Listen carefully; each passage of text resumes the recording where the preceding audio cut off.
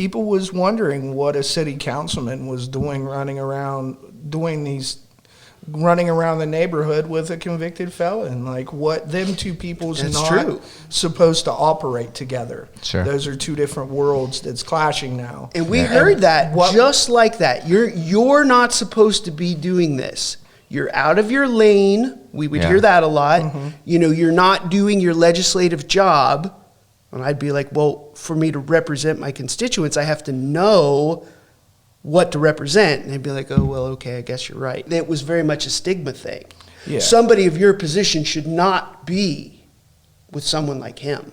Mm-hmm. Boy, we'd hear that a lot, wouldn't we? Yeah, that was what really got my fire cooking, was when people would say that, I would just go out and do something that would hit the newspapers or the TV or something, I have a chip on my shoulder at the time almost, like, you guys are so not wanting to work with me, so I'm going to work with this gentleman that's willing to work with me, and we're going to do positive things throughout the community. If you're there, you're there. If you're not, you're not.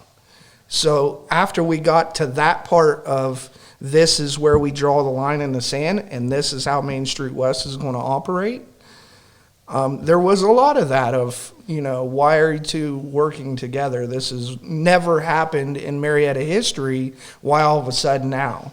And it's like, I tell people it's had to happen for many decades, because of, in the past, things were set in their ways.